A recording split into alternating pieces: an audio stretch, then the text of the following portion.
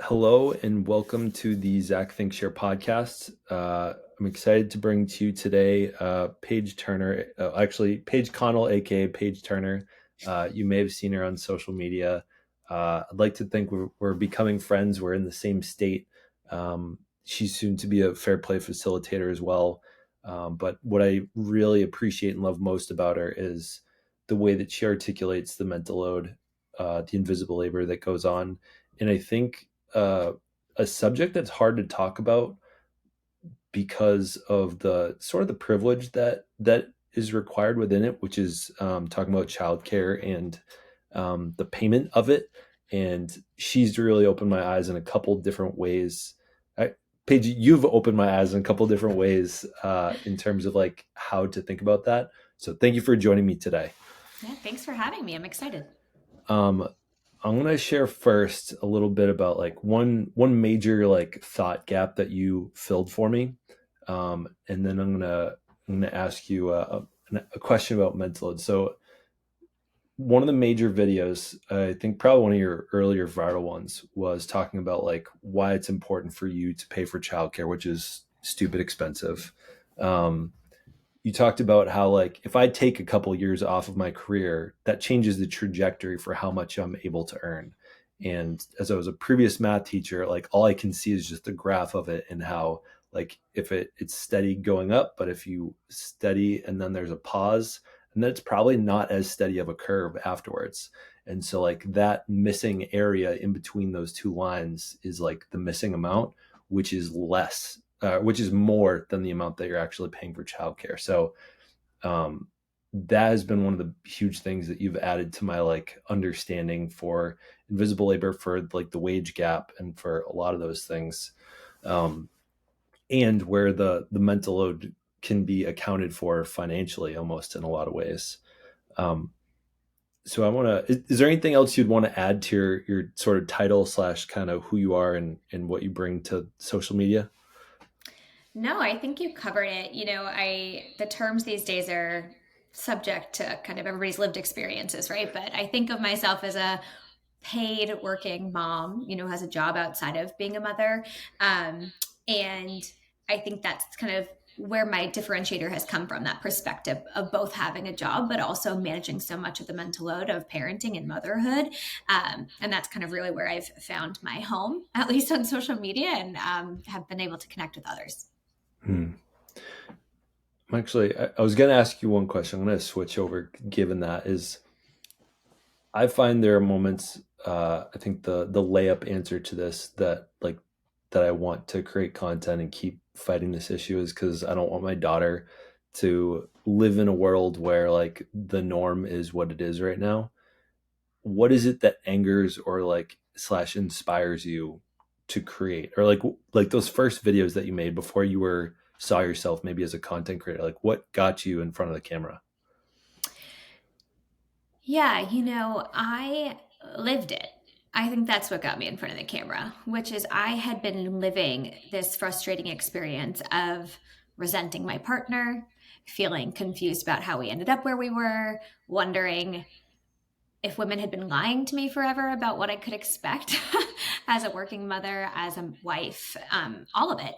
And I think it was this like inherent anger that lived in me that got me talking about it. I was angry and I wanted to kind of share my experience. And as I exited that stage of my life, then I was really catapulted forward by all the women I was hearing from who were still in it, who are still very much in it. And a lot of them who maybe don't have partners who are willing and able to adapt and make changes within their relationship. And so that's what's kept me going. But what really jump started it was just my own lived experience and feeling like people weren't seeing it, like that it was invisible. And I felt like if I didn't say it, then nobody would ever see me and what I was experiencing day to day in my life.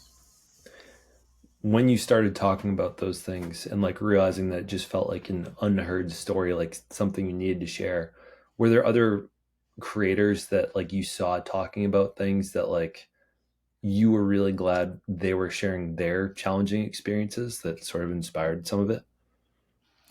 Yeah, over time, I've learned to really admire different creators for how they've decided to tackle all of these conversations, right? I'd seen Laura Danger and I'd seen you and I'd seen Abby and resonated with the content. I wouldn't say that's where I started creating content. I was more just like absorbing it and Mm, feeling it and relating to it.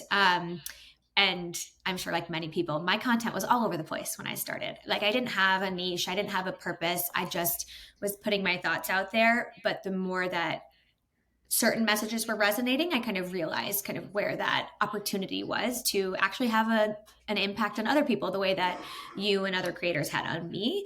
And I think that's really where it made the difference, is once you start to hear that feedback and you see yourself in those followers, right? You see yourself and you're like, that's, I was there. I feel that. I feel this connection and I want to do more of this with you. what did you use to make content about? Oh, I don't know, everything. My first video, which is really my niche at the end of the day, right? It's like mom content. Like, I'm a mom of 4 kids. I made a video about the cutoff and how I have a baby who was born after the cutoff. And I didn't realize that in doing so, I'd be spending an additional $20,000 a year for her childcare because she won't go to kindergarten on time, and or quote unquote on time. And I made a video about that. And it was my very first video, and I think I got like 300,000 views. And moms were just going at it in the comments, and I was like, "Whoa, what did I do? I didn't mean for this."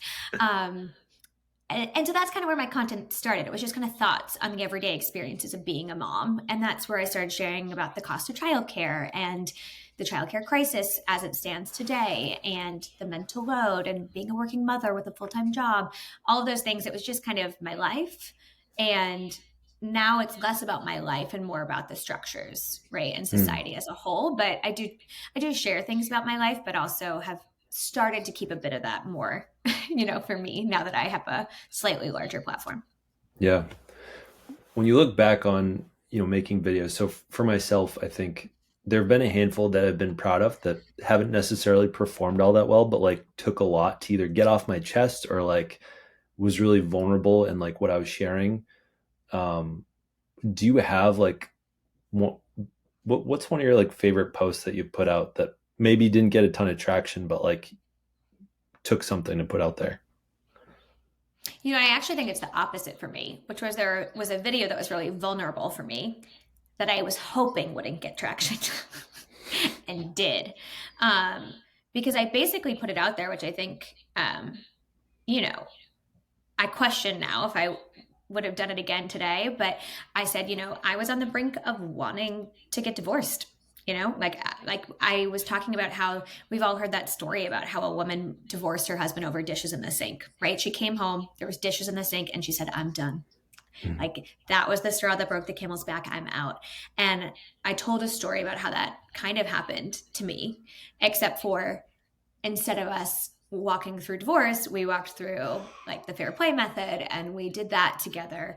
But I was at that breaking point. Like, I was at that point. And, I made this video kind of on a whim, as you sometimes do, and then didn't look at it. And an hour later, I saw that it was gaining a lot of traction. And I was like, oh no, I didn't talk to my husband about yeah. this. I didn't, this is kind of us, this is our marriage. This is our life. This is really vulnerable. But looking back, I'm glad I did it, because I think those are the things we don't often talk about, right? Like, it got to Mm, that point for us. And it got there very quickly after having kids. Like, we went from great and happy to like 2.5 years later, like I was done. I was so fed up. And yeah, it was really personal. And I wasn't hoping it was going to get that much traction. I was kind of hoping it was one of the ones that was going to get kind of buried in the feed that I could always pull yeah. down later. Yeah. Like, be like, never mind, I'll take it down. Um, yeah. And so that was really vulnerable. And I still, it's still up. I've left it up. But, I think that was also a turning point for me where I was like, okay, I want to share moments like that. I also want to protect a bit of my marriage, Yeah. too, right? Because this journey is so personal to each of us, and we all have our own priorities and desires for what we want it to look like. What kind of conversations did that spark with your partner? Yeah, it's funny because at that point we were maybe over a year into this work of really trying to level the playing field at home. Yeah. And I think we'd walked through his insecurities and his defensiveness, and we were at a point where we both felt really secure in that story. Um, I don't think he loved it, but I asked him. I said, "Do you want me to pull this down? Like, I can take this down. You let me know." And he's like, "No, this is what you talk about. This is why people follow you. This is what they need to hear, and it's fine. Leave it up." And he's not online really in any meaningful way, and he's like, that's probably for the best. But for us, it was really a conversation about what level of intimacy do we want to give people, and to kind of what we personally experience, because there's a commentary on it, right? Like the comments can be really brutal, and assume a lot about you and Hmm. your partner, and all of those things. And so that can be the hardest part to walk through, not so much what I said, but the reaction to what I said, and the Absolutely. vitriol that we can Yeah. both receive there. I imagine he probably did not go into the comments at all. He never does, no. That's a dangerous um, place to be. I barely do sometimes, but yeah, no, he didn't. Yeah. Yeah, it depends on the video. I think sometimes I'm like, yeah, fucking bring it. Like, let's go. Like, what do you got for me? Yeah, And then every once in a while I'm like, damn, yeah, I really screwed that video up. All right. I gotta eat the frog here and make an apology video. yeah, One thing I've tried to do in my time is, unless it's dangerous or like I'm realizing kind of like it hurt a family member or something, um, I try to stand by what I said, and I might apologize, but like I kind of want the proof out there to be like, yeah, like I'm a human, I make mistakes too, and I'll make an apology video. Like I'm gonna link to it. I'm gonna put pin at the top of the comment section. Hey, and by the way, like here's my follow up video to this because I recognize like what I said didn't land well. Like I made a yeah, video not long ago saying that I trained Alyssa to speak to me a certain way, and people were despised that term trained. Um, which I feel like every time I screw up, like leads to a really good conversation with Alyssa. And then I also said, I must have been feeling extra cheeky that morning or something, but I also said uh, that she used her big girl voice, which is like something I think is, I kind of learned a new word vernacular that we kind of use with each other sometimes. Um, and it was really affirming to see how many people kind of like they're eating me alive in the comments. And then I thought that the response video, like I just stopped looking at the comments from the first one and saw like how did they react to the follow-up. And there was a lot of love in there, and I feel like that's, I try to humanize myself in that way. Have you had to like eat crow on videos before? yeah, yeah. Um, because sometimes you don't have the full perspective, right, of the people receiving your message, right? So, like, I remember making a video once from the perspective of a parent who is the primary parent for our children, because I work from home, and I made a video about parent teacher conferences. We had like 4 half days in a row the week before Christmas, and I was like, oh my gosh, like, how am I supposed to work when these kids are here? But then I'm also supposed to go to the parent teacher conference, but I can't bring the kids. And so, like, I need childcare, and like school's not childcare, right? And it's like this whole story. And the teachers were like in the comments pretty mad, right? And they're like, we are mothers too. We are working parents too. Mm, Respect our time. And my perspective, like when I was saying it, was more just from my own lived experience. And it was not meant, like, I didn't yeah. intend to encompass everybody. But I recognized after, right? Like, okay, this demographic is feeling very triggered by this comment because they don't get Mm, that recognition. They don't get the acknowledgement that not only are they parents, but they're also taking care of these children, our children, with little acknowledgement of the amount of time that takes, right? And you were a teacher, so I'm sure you're like, yep, yep, got this. yeah.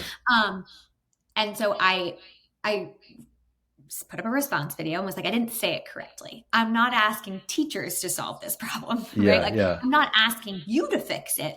I'm Yeah, just it's like saying an it's very difficult. administrative, yeah, Right. it's like a larger issue, and I'm not at all shaming teachers for or like unacknowledging them for like the hard work they do. Yeah. That's Yeah. And so as you were saying it, that, I was like, what is she about to say that she got shit for? Because I yeah. can hear the pain in that, but yeah, I Yeah. totally get that. It's hard because sometimes you don't have the fullest perspective of everybody else's lived experience. So you can't always give the most well rounded, thoughtful message. And then you learn and do better and keep going. What is there might not be an answer to this one. What's one of the things that like you wish you could, so now we're 15 minutes into the podcast, not probably not thousands of people are going to hear it. What's like maybe the advice or the thing that you probably want to say but is just too dangerous to put in a 60-second clip? I'll go first. Is like I think all the time I think I'm holding men accountable a lot to carrying the mental load, leaning in, like being vulnerable, decreasing defensiveness. And I do think that there's a lot of women that are saying like, I stopped making videos saying the way to, so I get probably a couple DMs a day asking, how do I bring this up to my husband? So, I mean, my free download guide is like basically half of that, which is one, explaining mental load, and two, like how to bring it up to your partner. And I don't make 90-second videos saying this is how you bring it up to your partner, because then they jump in the comments and say, um, stop telling us how to do this. We've been doing this. Like, don't Mm-hmm. tell us more about what to do.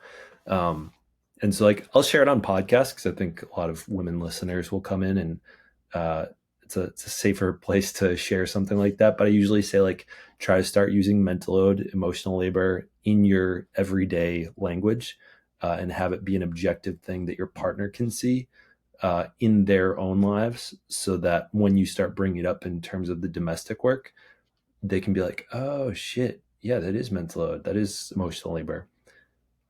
What is the thing that you wish you could maybe talk more about, but it's just kind of too dangerous for short form? Yeah, I never tell people to get a divorce, ever, even though I do think there are times when it's appropriate. Mm, Um, so, I hope I never get divorced. I hope all of my friends have happy, successful marriages, my family, right? But I think there are always going to be situations where couples are no longer aligned. And especially when it comes to the mental load and the domestic labor conversation, where women are just feeling incredibly burnt out and undervalued. mm, When they come to me and they say, my partner doesn't care, like he doesn't hear me, he doesn't care, he's told me he's not changing, he's not doing anything different, we've been talking about it for years. Part of me really wants to say, like, well, then maybe it's time to start having a different conversation. Right? Like, mm, are you willing to live like this? I knew I wasn't. Right. I was mm. not willing to live that way. And I was ready to have that conversation. I know not everybody is. And I'm also not in the business of, I'm not a marriage counselor. I'm not here to Right. tell you what to do or how to live your life. But I do think there is, I made one video where I alluded to the fact that you could leave if you want to leave. And I got a lot of comments and DMs that were like, thank you for finally saying that. And I was like, oh, I would say it more, but that I also I don't want to be giving specific advice because I don't know anybody's marriage and I don't know Right. your lived experience. And I don't know if you're even capable of leaving, right? Yeah. That's not always possible Yeah. for everybody. Yeah. And I don't get too many of those, but I've gotten a couple DMs, and I remember DMing Laura Danger like with what to do with it back maybe 6 months ago, and someone said, Zach, like you gave me the courage to leave my marriage. I was like, oh no. Oops. But like, Yeah. but I kind of like, you're right. I think a lot of people are kind of looking for permission in a lot of places where they won't give themselves permission to make that choice. Um, and yeah, it probably is somewhat healthy in a lot of situations. I don't know how many situations. I don't know what percent.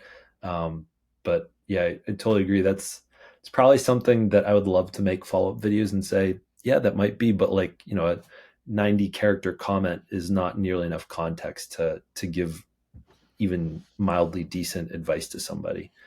Maybe if they write you two or three books in the DMs on Instagram, but definitely not in the comment section. No, no. I often say, I think this is something for a professional. Yeah. So we'll see. When you say that you guys are we're pretty close to it, in Fair Play, she talks about the blueberries moment where she's doing Mhm. all the things. Did you have like a blueberry moment that you can recall? Oh yeah. Yeah. I remember the day, like all of it. I was 2 months postpartum with my fourth baby. Mhm. I do mornings alone. So my husband leaves before we wake up typically. He's at work very early. That's just how our world works. And so I do the mornings with 4 kids by myself. And so at this stage, she's a tiny little baby. And so I'm wearing her and to get everybody else ready. And the things my husband had committed to doing was the trash, taking out the trash, including the diaper pail, and emptying the dishwasher. And the reason those things were important to me was because the trash is the trash. And when it's full, it means I can't put more trash in it. I already have 4 small kids to manage. It's difficult to take it out when I have all of them. And then the dishes, because we have 4 kids. We use that dishwasher at least once a day. Like I need it emptied with all the things that I need in the morning so that way I can move on with my morning, get them off to school and get home for work. If I also have to empty the dishwasher, that's 10 more minutes of my time that just disappears and costs me right my morning. And so I woke up, I got the baby ready, which I always did, and then I went to go get my girls ready. They share a bedroom. And I was changing my 18-month-old's diaper and I went to put it in the trash and it was so full. Like could not put another diaper in it. And I was like, okay. So I'm seething. Like I'm seething inside, but I'm like, okay, deep breaths, just take the trash out. So I go to take the trash out and as I'm pulling it, it's like so full that it's wedged in there and I pulled it and my finger caught on the side and sliced open and I'm just bleeding everywhere and I'm bleeding. And all the kids are like, Mom, are you okay? Are you okay, Mommy? Do you need a band aid? And I'm like, Mom's okay. Mom's okay. So I'm like getting a band aid. I'm cleaning myself up, get all the kids downstairs finally. And now I'm like really mad, really mad. And I get to the kitchen and the dishwasher's full and hasn't been emptied. And I was just like, oh my God. Like, I just feel like I'm so unseen, right? Like, my Mhm. time is not valuable. And because, like many women, the pushback to me would be like, I was running late for work. And I'm like, right. And now I'm running late for work because you were running late for work. And the things that you committed to doing, you didn't, but they impact my morning. And so now I can't do my morning. And now I'm late. And so it felt like my time, like Eve talks about, like my time was just less valuable, less important. Mhm. And not only that, like in the mornings, I'm with 4 small kids and he's by himself, right? And so that was it for me. That was the day. I was like, he came home and I was like, I'm seriously done. Like this is it. We're either walking through this together and you're committing to doing this, or we're just like, I'm gonna find a different solution because I'm over it. I can't keep doing this. Um, and part of me is like, oh, maybe if I wasn't 2 months postpartum, I wouldn't have felt such strong emotions. Um, but it really took until that 4th kid and like that specific day where it all just piled on that I was like, Mhm. nope, I can't, I'm drowning. I'm curious if so. One of the things that I've recognized between Alyssa and I is that typically it's not the actual labor that's not getting done, but it's the expectations set about it, and then the lack of follow through that really hurts. Mm-hmm. And I give an example of like, I feel minuscule in comparison with one child, but um, Alyssa went on like I think it was a 6 day trip in November. I knew it was coming. I had full, okay, I'm in dad mode for 6 days straight. Cool. Fully ready for it. And everything went pretty well versus maybe a month ago. I, Alyssa had a meeting or something at like 3:30, which is usually when we pick our daughter up from daycare. And she like last minute, so like, hey, like, I need you to pick her up. And I was like, what do you mean I need to pick her up? And I only had to do like an hour and a half's worth of, management of our child and parenting. But like I was really upset just because of the lack of communication or expectation. And I think it had and actually turned up that it was in the calendar. I just wasn't paying attention. But so much of the upset and like the problem that occurs is more about the poor expectation setting in my own head. I'm curious Mm-hmm. if he had left a note said, "Hey, I'm so sorry. I didn't do the trash or the dishwasher." Like, maybe he even like had a half-assed like solution for it. Like, I'm planning on doing it first thing when I get home. Like, do you think that would have made a huge difference in that moment? No, because, and this is one thing I will say is my husband is the king of like the yes, like, yes, I'll do that. Yes, I'll do that. And he like wanted to appease me, right? Like, Mhm. Paige, yes, I'm absolutely going to do that. I promise I'm going to do better. I'm going to try. Right. And And then he then doesn't. consistently he wasn't doing it. And I told him, I was like, that's almost worse because it's like you're lying to me. I know it's not Yeah. a lie, but it feels like a lie. It feels like you're giving me this false hope and I'm just getting let down left and right. And so your Mhm. apology doesn't really feel like anything because you're not making any changes. You're just saying yes, not doing it, and apologizing. And we're in this fun little cycle where I just have to sit here and put a smile on because you're going through the movements, but not actually doing anything. Now, a year and a half later, there are days where he'll text me and be like, I didn't get to the dishwasher. I am very sorry. And now I don't care. Now I'm like, it's fine. No big deal. Like, don't worry about it. Like, I've got it. Thanks for the heads up. But it's because more often than not, he has done it, right? Like, I'm no longer being let down Yeah. 6 out of 7 days of the week. I am being let down once every couple weeks. And that's not a letdown anymore. That's just Mhm. life, right? That feels like life and it happens to us all. But when it's a behavioral pattern that just keeps happening, it just feels insulting at that point. And so on that day, it wouldn't have made a difference. Today, it does. So, yeah. So I guess maybe a better question would have been, it sounds like he had consistently been dropping that specific ball for either multiple days or like a a large amount of days and hadn't built the trust to get sort of the benefit of the doubt.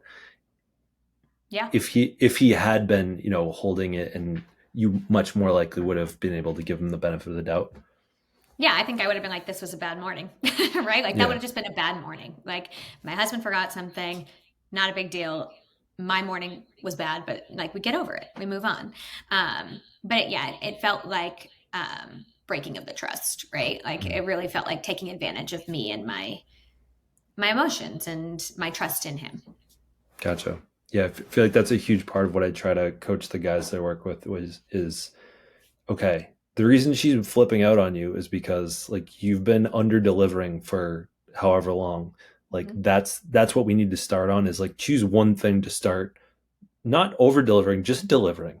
Just do it. And like let's work on like staying consistent. Like let's put in some like executive functioning tools, and like one guy, one day his wife's either going to find out or he's going to be excited about it and he's going to share with her, and then she's going to be pissed. But he has a tiny little dot on the door frame so that he remembers to do something. It's like a Oh, little Sharpie mark or something, and it helps him remember it. I asked him, like, do you think at some point it'll just be a habit? He's like, man, I don't know. I was like, I really hope it does. I think it will be. I trust that it will be. But um, yeah, I think once you get over the hump of like it's habitually being done more than it's not, that's when things get much better. hmm.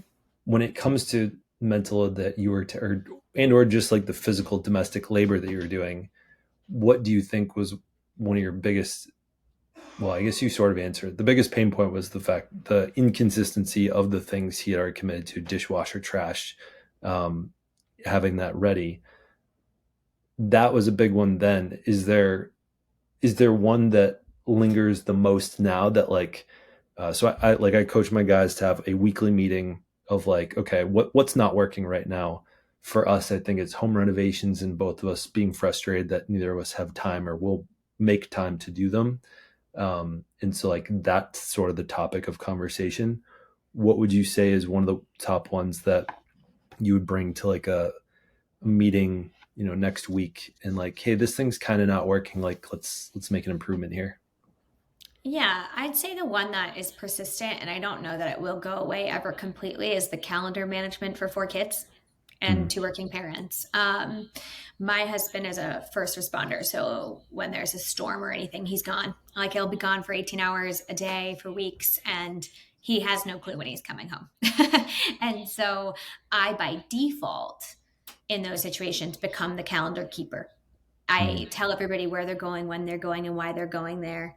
And even though we have a shared calendar, I tend to be the person to know what's happening on it and reminding everybody. And so I think that's an area where we can improve. I'd say we've made vast improvements, but at the end of the day, if anybody had a question and wanted to like go to the source of truth, it'd be me, right? That and school emails. I know your daughter's younger, but like once you get to public school, the emails are so long and have so much information and require adding things to the calendar and making notes and emailing teachers or reading the nurses update, whatever it might be.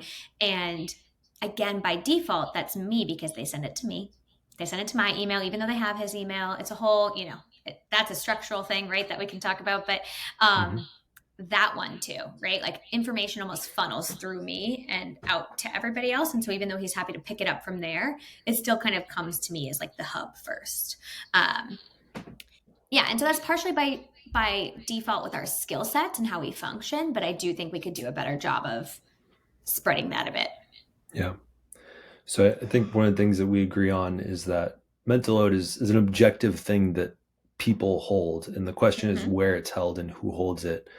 And it typically falls on women and moms. What would you say is one of the things that he holds mostly the mental load of? Yeah, I mean, I think there's some gendered ones that, I don't believe that domestic labor is gendered, but like he definitely holds the mental load of making sure like we have all the things come winter. We're in Massachusetts. It's like, does the snowblower have gas? Do we know how to turn it on? Where are the shovels? Did we salt the driveway? Do we have salt? Do we have windshield wiper fluid? Like those are things that he owns, but that's also his task. That's what he does. And so I don't think about that Mhm. really. I don't have to. I'd say we've also made a big shift. He does all the food now. So not for him and I, we do meal delivery now because we decided that was better for us as a couple. But when it comes to the kids, ordering the food, knowing what we have, scheduling the pickup, picking it up, like that's on him. That's all him. And so I will participate in that by saying like, hey, I used all of this today, Mm. or I've added it to the cart, just so you know, the kids like used all the ketchup today, whatever it might be. I participate in that way, but I'm pretty hands off at this point. I don't really think about it. It's just something that's on a schedule and he runs with. Gotcha. It sounds like probably the next question I was going to ask was sort of in the typical like gender divide of things. What is like the least common like compare like what is the most typical like woman thing that gets owned that he owns? Do you think it's food? I think it's food. Yeah, I think it's food.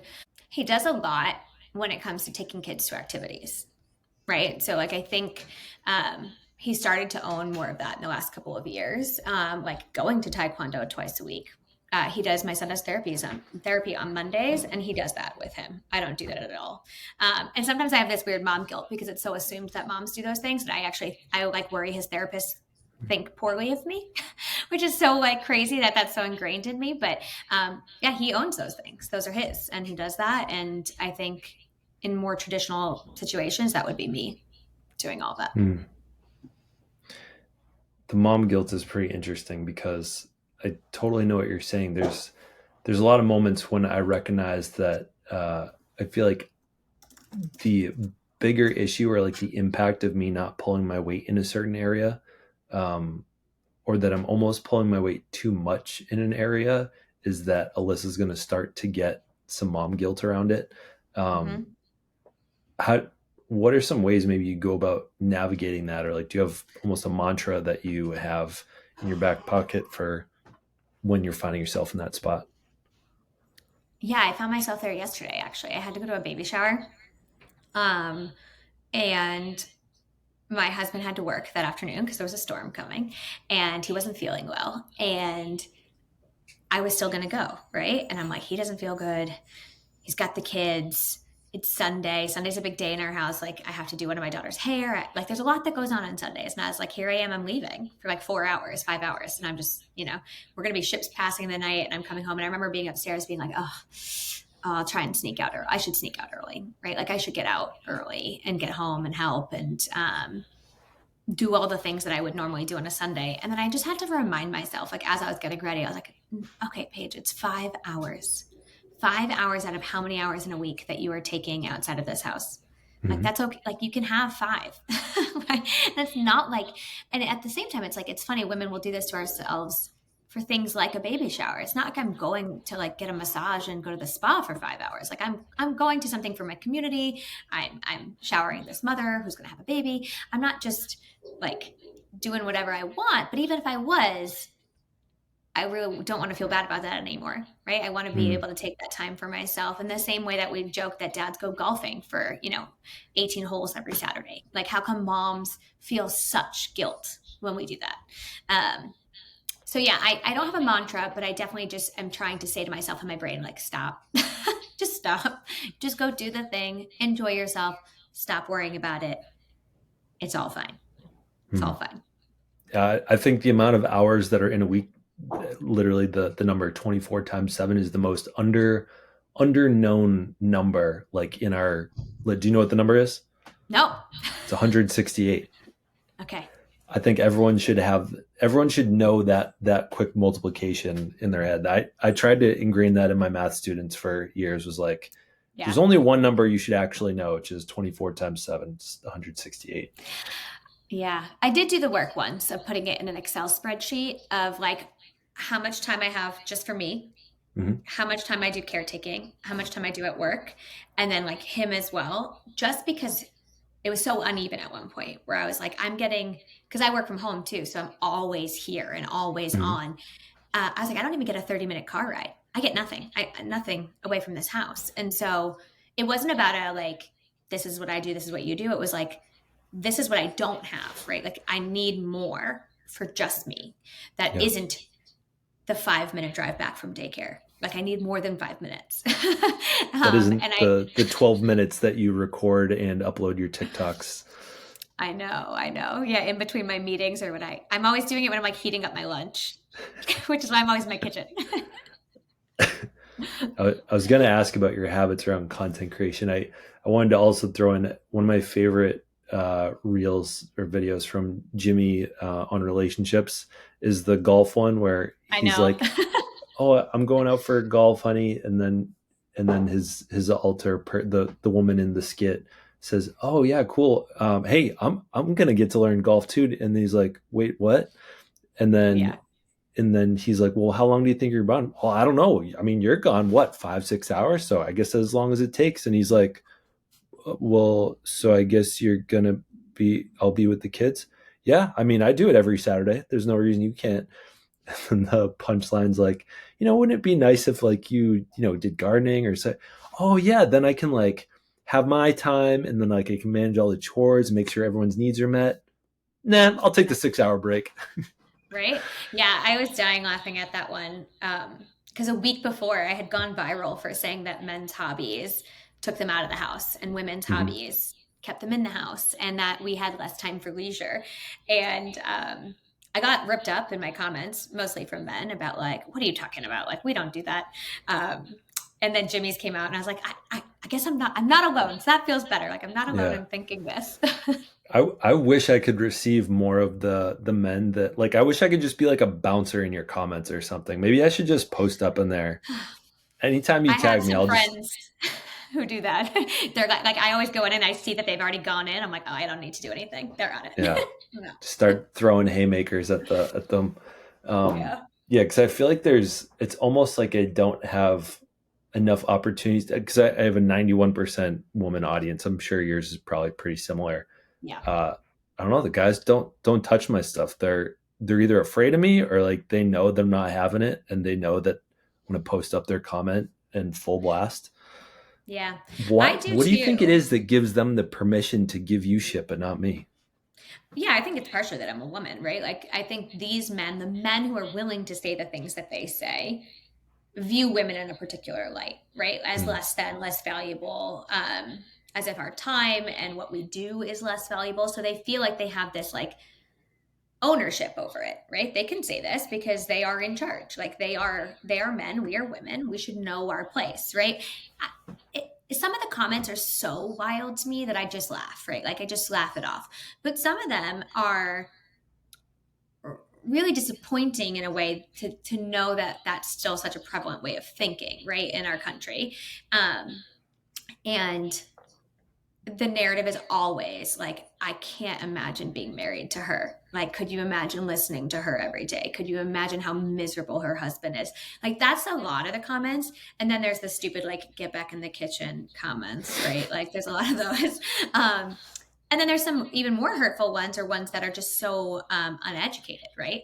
And I do my best to respond to a lot of them, because I think it's important to respond. Because the second I respond, and the video does well, and they see all these comments from women, and then the women find them, right? Like, the women always find them and then go to their profile and DM them, which I don't ask them to do. They just do that. Mm-hmm. The comment disappears, the profile gets blocked. And I'm like, if you can't take the heat, then don't leave the comment. Like, don't Yeah. come at me and expect me not to defend myself. And often I'm not even defending myself. I'm like defending an ideology, right? Like, I'm not even Yeah. defending me. I'm Yeah. defending women and the structures that keep women where we are. And so I'm always a little bit vindicated in that, when, like, when they can't stand that, when they have to take their comment down, I'm like, all right, I know that they can't deal with it. Yeah. So different playing field. Yeah. I find it super satisfying. I don't know if it's satisfying, but also a little bit disappointing that they don't have the courage to keep it up. And like, I can proudly say there has been at least one person that I've changed their mind. That's Um, great. I, one out of probably a couple 100,000 comments, but one. Um, yeah, and the other day I also commented. Someone just disagreed. It was my blueberry muffins video. Hmm. What you can't ask your wife a question was their comment, and I said, hey, if you want to chat about it, book a call with me. Like, we don't have it. It's a sales call for people that want to do my programs, but he talked with me for like 20 minutes. It was Wow. wild, and it was interesting hearing his thought. Was pretty much, he was calling it like a bid for connection, and or he was saying that, oh, shit, what was the other thing? He was kind of saying that a lot of times we just jump to that, the assumption that the question is being asked out of like ignorance. And he's like, why don't we approach it with more curiosity? And I said, I think that a lot of women aren't doing that because they've been doing that historically. And they're tired of trying to be curious when they know it's just laziness for the most part. Um, Yeah. Yeah, so that makes sense. I mean, it's different for everyone, right? But I think it also depends on, like, the structures of your home and your life, right? Like, there'll be times where I'm on my phone, right? And I'm doing something, and my husband will say something to me like 10 times. And I'm like, you see, I'm doing something. Like, you can see that I'm doing something, right? Like, this is annoying. Like, you could answer your own question or like move on. And he's like, well, you're just looking at your phone. And I'm like, I'm answering an email to our child's teacher. I'm not just on my phone, mm, like, playing, right? Like, and so it's this, like, idea of how we view each other too, right? Like, and in those moments, and us having those conversations to be like, hey, I'm not just staring at my phone, ignoring you. Like, I'm doing something right here. So, like, if you actually need me, I'll look, tell me that. Like, hey, Paige, I really need your input on this, like, whatever. But if you just keep asking me questions and you feel like I'm ignoring you, like, neither of us are getting what we want.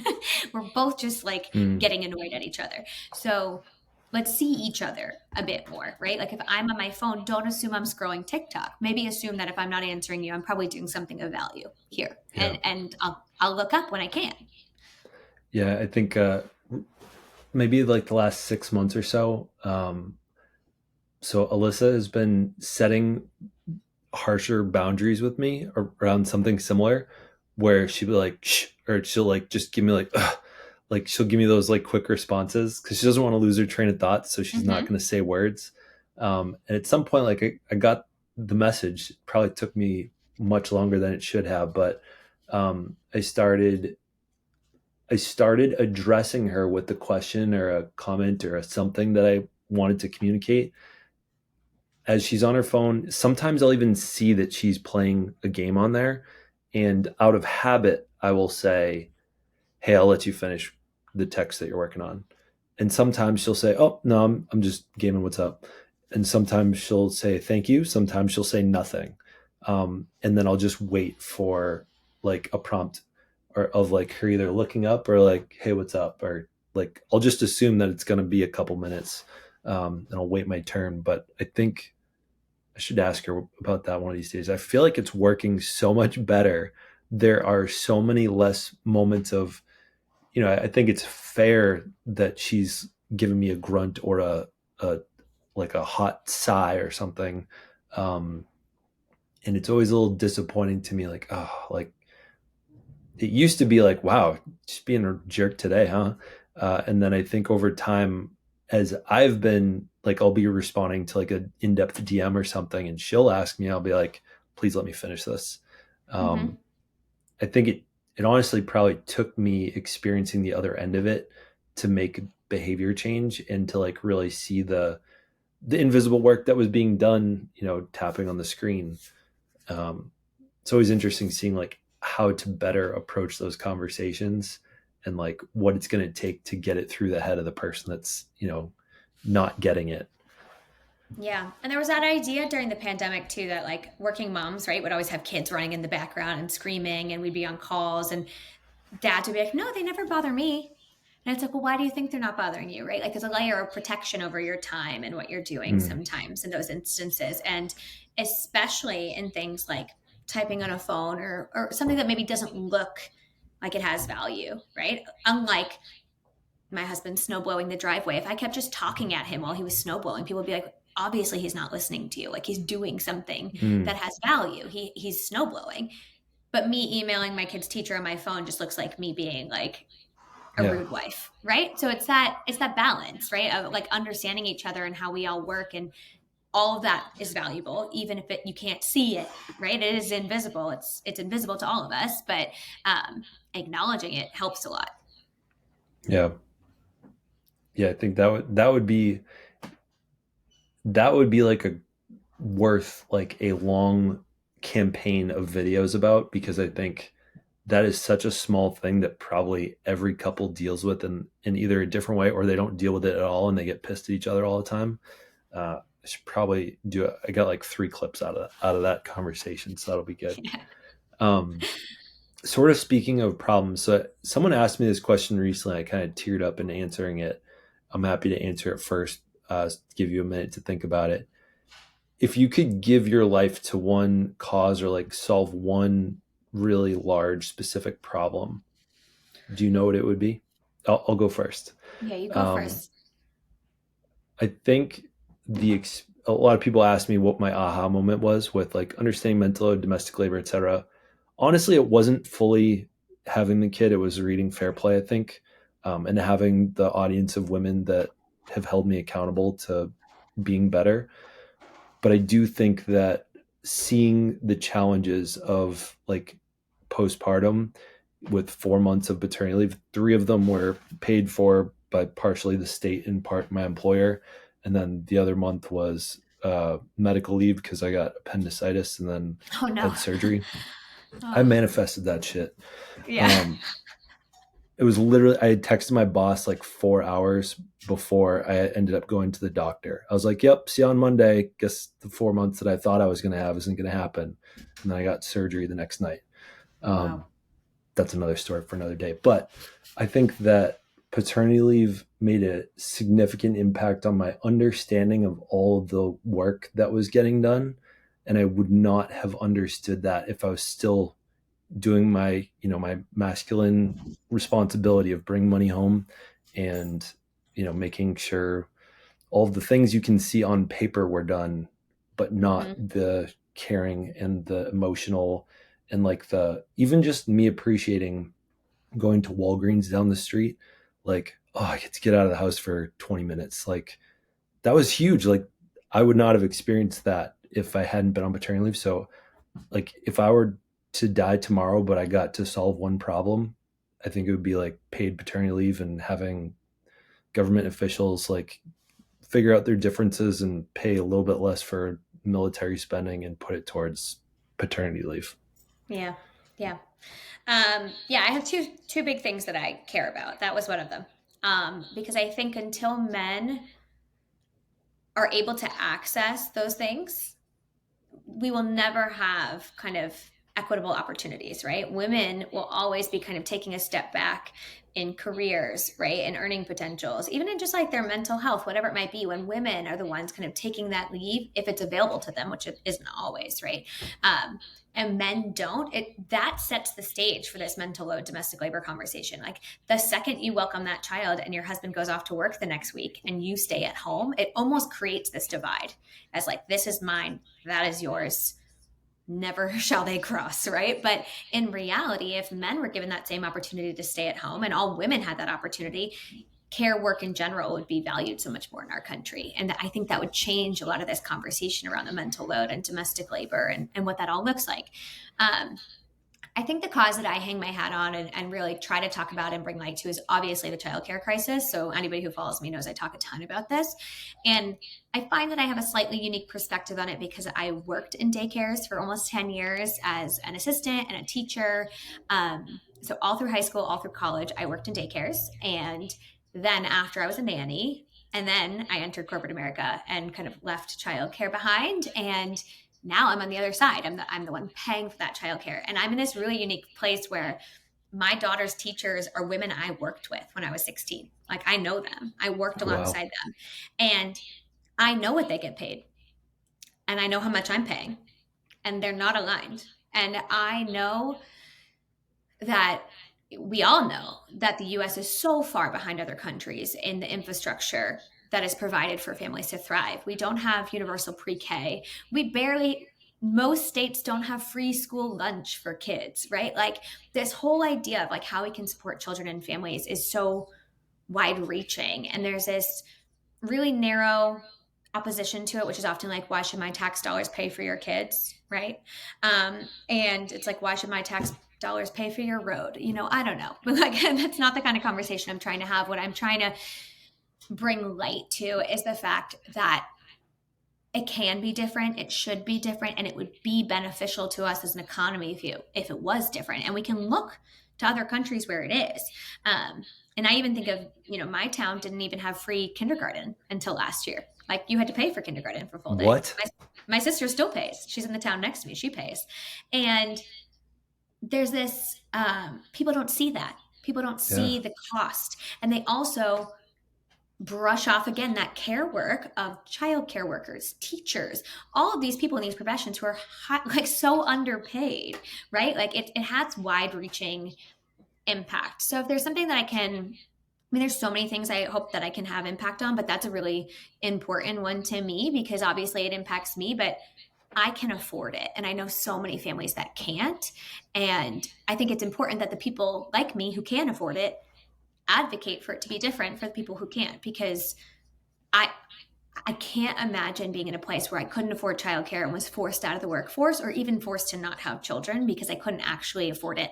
And a lot of these daycare workers can't afford it themselves, right? Like they can't do it. And that's their career. And so it's just so sad and frustrating. And again, plays into the mental load conversation because when women are forced out of the workforce, they are forced back into those devalued care roles that often lead to this kind of inequitable division of labor in a home. Yeah. Yeah. I wish I had a better direct response to when people say, well, why should I put my tax dollars towards, caring for your kids?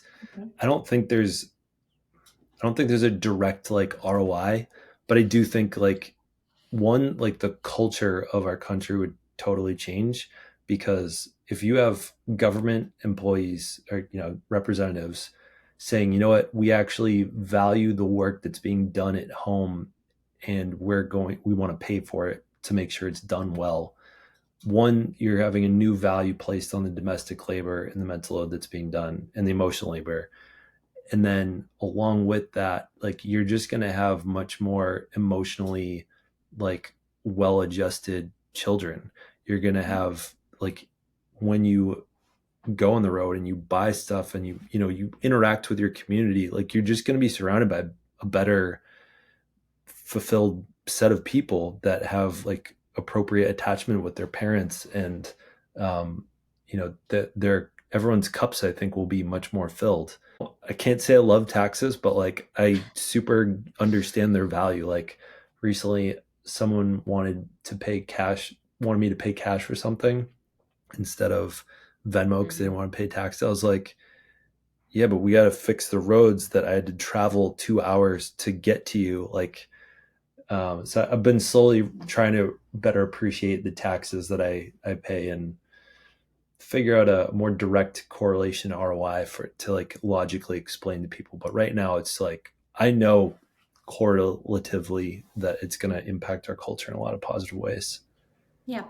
Yeah, and it's something as simple as, right, like when I'm 80, who's the doctor who's taking care of me, right? Like that's somebody who's a child right now, or they're not even born yet. Who knows, right? Mm. Um, and so it's that idea too, which is like every person has value, but especially these children, right? Like, and also children, none of us got to decide what family we're born into, right? Mhm. And none of us get to decide what privilege we have or don't have. And so to make a blanket statement like why should my money pay for your child, it's like, well, not, it's not about my child, it's about all the children. Like every child deserves a fair opportunity, and that's just not how our country operates, right? It's so Yeah. much based on privilege and yeah, luck of the draw, really. Like where were you born, who were your parents, and how far can that get you? I think I want to ask one more question that I think you do a good job navigating, and I'm curious if you have like a almost a playbook for how you think about it. So one of the things that you talk about is like I know I'm privileged to pay this much for childcare. How do you speak about social issues where you have to consistently acknowledge your privilege to be able to speak about them and like one not piss off a ton of people, but like not have your privilege like overshadow what you're saying. I think you do a good job of that. Now, I'm also coming from a place of privilege and like knowing that I can work from home and I'm in a house. Mhm. And there's a lot of things that I have a lot of first world problems, I think. But how do you go about navigating, making content from that perspective? I try to tread lightly, right? Because I want to make sure I'm not speaking out of turn to anybody else's experience, right? Like, I don't want to pretend that I know what it's like to not be sitting in the privileged position that I am. I try to educate myself and follow creators who are speaking out about these things, read books about it. I have people in my family who are very involved in activism and things like that, and so that has helped maybe color how I view it more. Because I think if you'd asked me these questions 5, 10 years ago, I'd be like, no, I work really hard. I work really hard. I have a good job.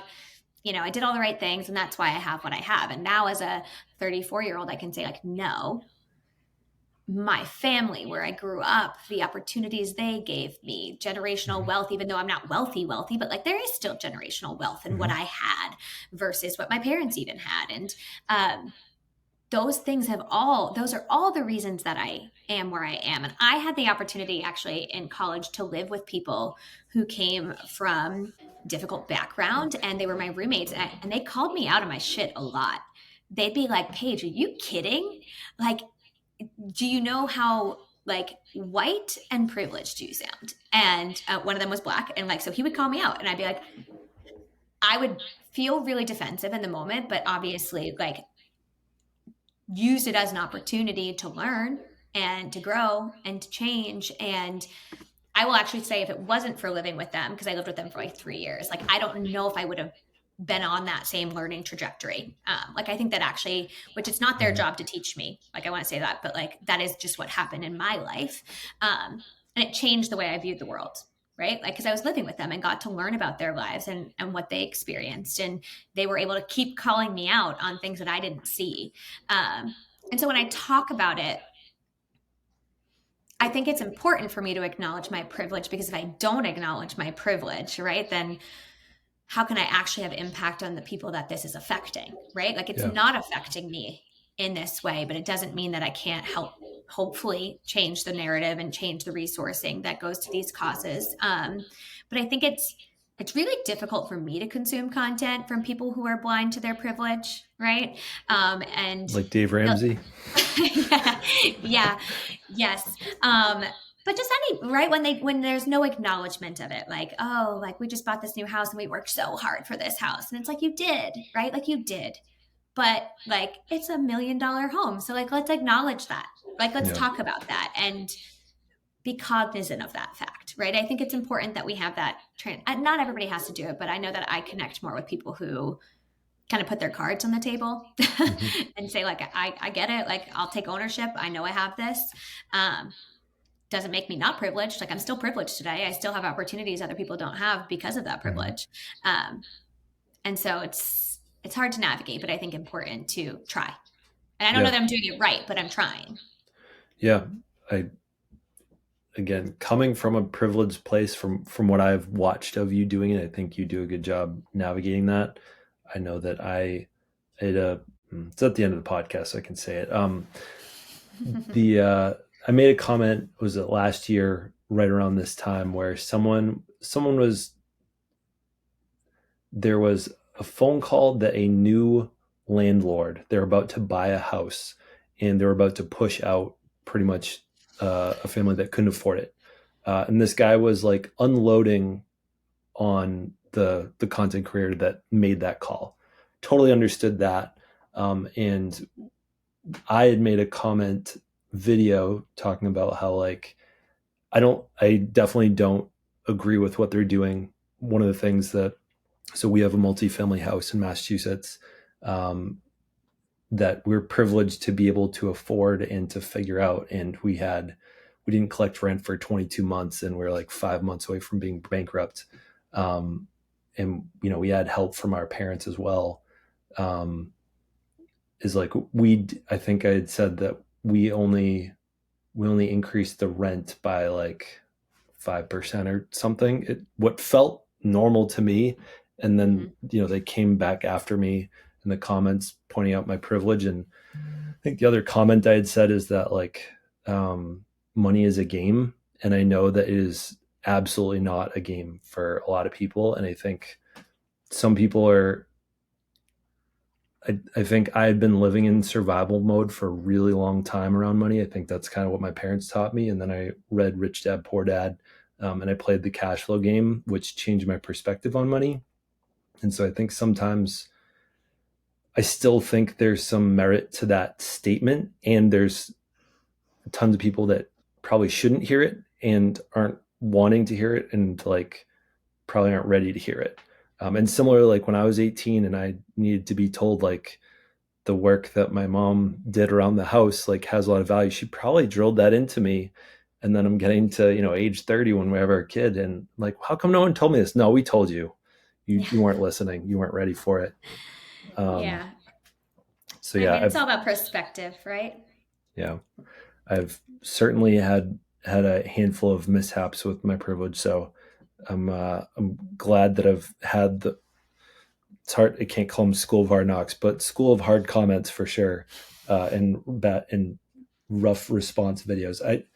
That's one of the few that I actually made I just made it private. I didn't take it down, but I was like, this is for my mental health sake. I can't keep receiving these comments. Hmm. Yeah. Well, Paige, thank you for joining me today. This has been really fun to talk with you, because I've probably consumed, I don't know, at this point, probably a couple hours worth of your content. So having like a long conversation is really cool. Um, People can find you on TikTok and Instagram. She's a page turner, right? She is a page turner. That's right. Which is not actually your last name, Paige It is Connell. not. Are there any other things that you'd like to point people to? No, I think you'll find me there. I do have a website, but the best place to find me is on Instagram and TikTok for now. Sounds good. Well, Yeah. Paige, thank you again for joining us, and I look forward to seeing more good things come from you. Thanks. Thanks for having me.